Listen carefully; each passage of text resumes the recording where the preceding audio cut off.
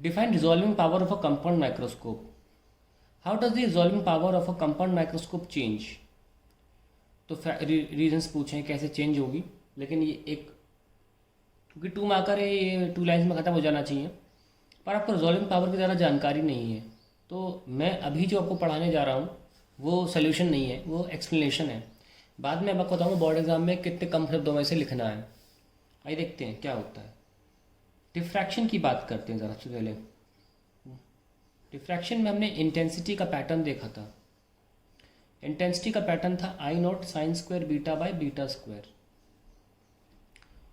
और इस फॉर्मूले की वजह से ये अगर स्क्रीन है जहाँ पे हमें पैटर्न प्राप्त होता है, the reasons of different intensities, ये जो पैटर्न हमको प्राप्त होता है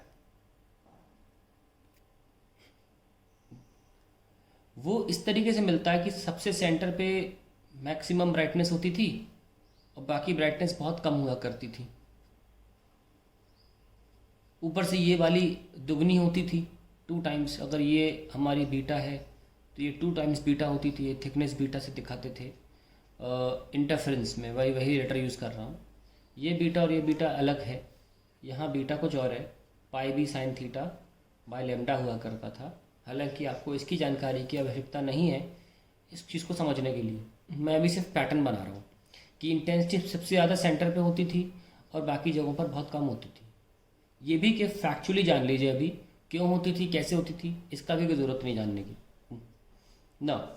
होती है ऐसी कि सेंटर पे मैक्सिमम होती है और बाकी जगहों पर कम होती है। ये आपका मान लीजिए मैक्सिमम है, अगर I0 बोल रहे हैं इसको, तो ये I0 बाई 22 हुआ करती थी, ये I0 बाई 61। इतनी ड्रास्टिक डिफरेंस इन इंटेंसिटीज इस तरीके से ना।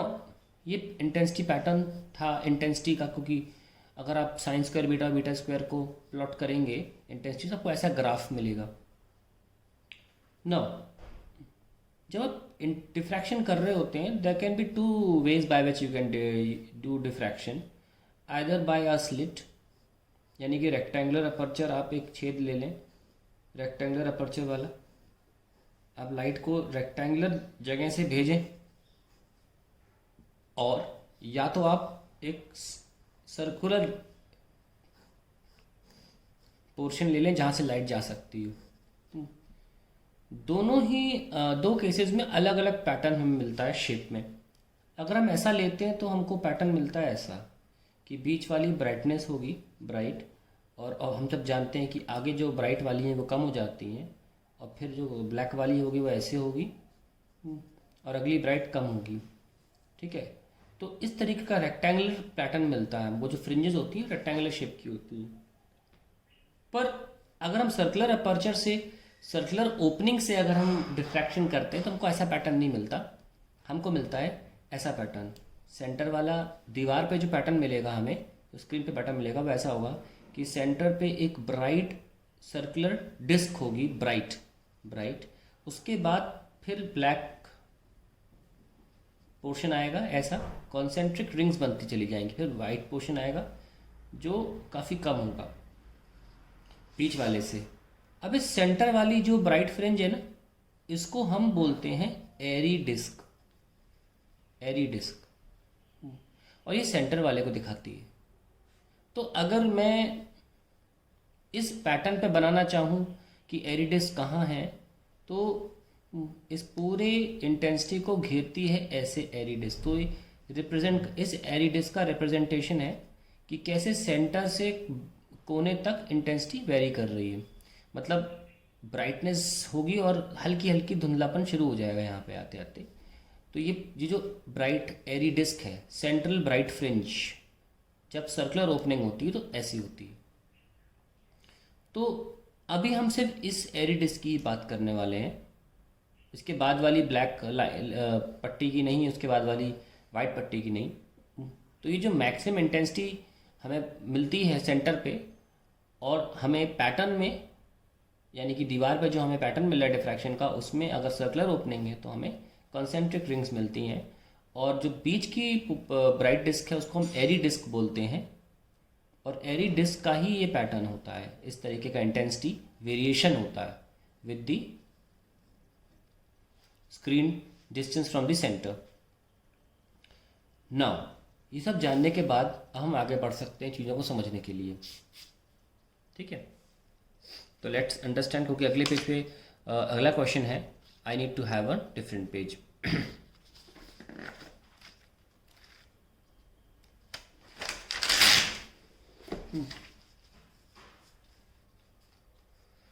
Let's see.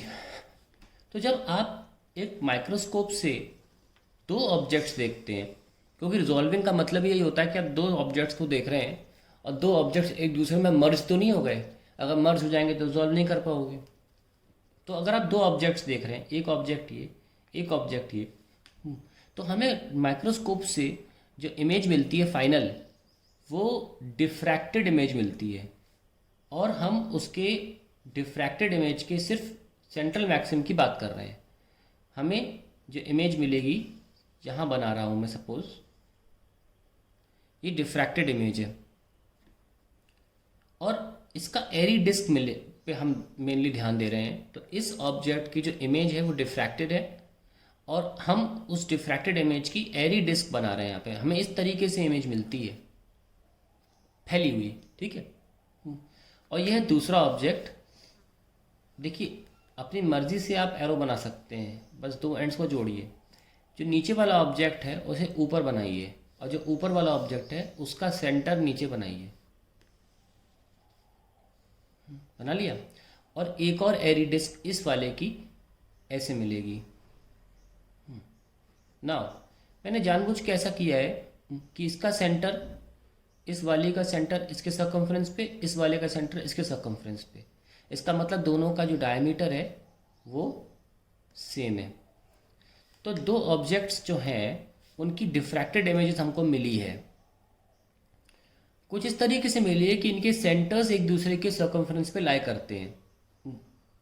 और मान लीजिए ऐसी स्थिति में ये करीब भी हो सकते थे और पास भी आ सकते थे कि ये सेंटर्स ना लाई करते हुए और अंदर चले जाएं, या पास भी आ सकते थे। लेकिन मैंने एक स्पेसिफिक सिचुएशन बनाई है जब एक दूसरे के सेंटर एक दूसरे के सर्कमफ्रेंस पर है। ऐसे में दो ऑब्जेक्ट के बीच की दूरी जो होती है उसे बोलते हैं डी। और इस डी, छोटे डी का डेफिनेशन नाम होता है limit of resolution. Now, what is this limit of resolution? Let's see the definition. The least separation between two objects such that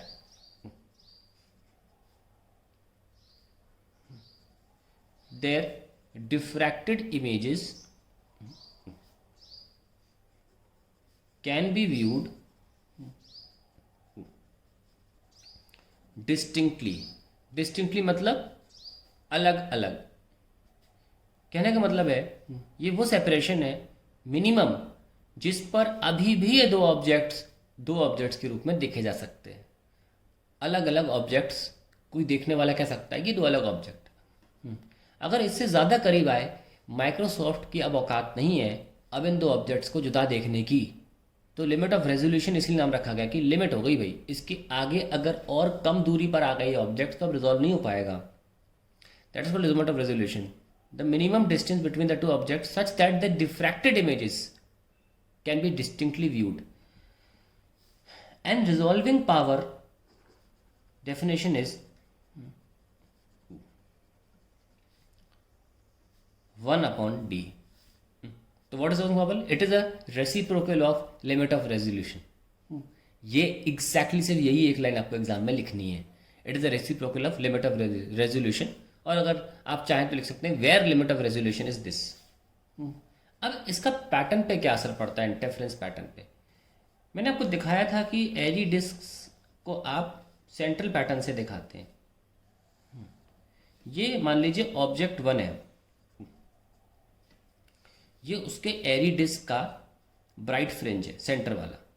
eri disc जो होती है वो ब्राइट सेंटर वाले की बात चल रही होती है। ये ऑब्जेक्ट 1। अगर आपको इसी सिचुएशन को बनाना है कि एक दूसरे के सेंटर एक दूसरे के ऊपर पड़े हुए हैं, तो फिर देखिए कैसे बनाना है। अगला ऑब्जेक्ट ध्यान से देखना, अगले ऑब्जेक्ट का सबसे निचला स्तर इसके मैक्सिमा के नीचे और इसके मिनिमम के ऊपर दूसरे ऑब्जेक्ट का मैक्सिमम, ये आपने बना लिया। ये ऑब्जेक्ट टू की डिफ्रैक्ट इमेजेस का इंटेंसिटी पैटर्न है, object to.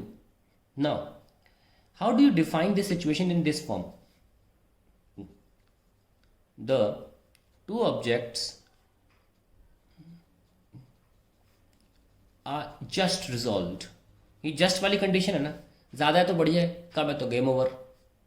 The two objects are just resolved when the separation between the maxima of the two objects, देख लो ये मैक्सिमा है ना, इसको नाम दे देते हैं x, ठीक है। Two objects x is equal to the maxima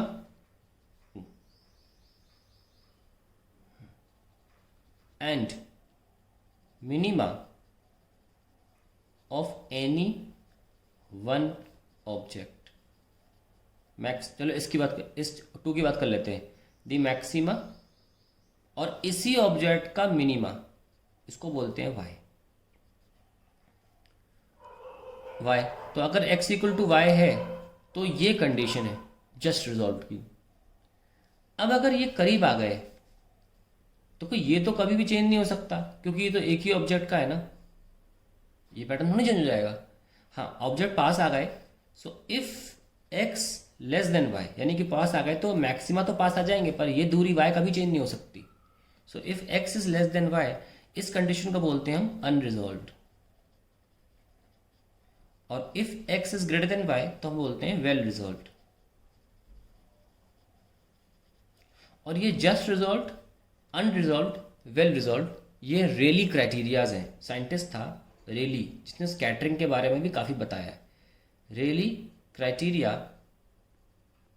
for resolution.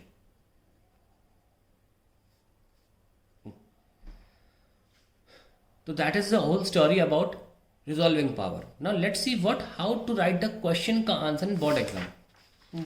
Define resolving power of a compound microscope. It is defined as the reciprocal of the limit of resolution, where limit of resolution is the least distance or separation between two objects under microscope such that their diffracted images can be viewed distinctly. Okay, अब अगला part आता है। How does the resolving power of compound microscope change when refractive index of the medium between the object and objective lens increases. देखिए, उसके लिए आपको resolving power जो निकाला है मैंने, रिजॉल्विंग पावर, इसका एक मैथमेटिकल फॉर्मूला चाहिए पड़ेगा। ये बियॉन्ड सिलेबस है, डेरिवेशन, लेकिन आप इसका फॉर्मूला बहुत इंपॉर्टेंट है। न्यूमेरिकल्स आते हैं, बहुत important formula. Derivation is not in syllabus. The formula for small D what ever it is, I am writing resolving power directly, 2 mu sine theta upon 1.22 lambda, that is the formula for resolving power. तो अब इसकी basis पर हम ये numerical कर सकते हैं। क्या है? 2 म्यू साइन थीटा 1.22 लैम्डा। अब देखिए फॉर्मूला क्या है।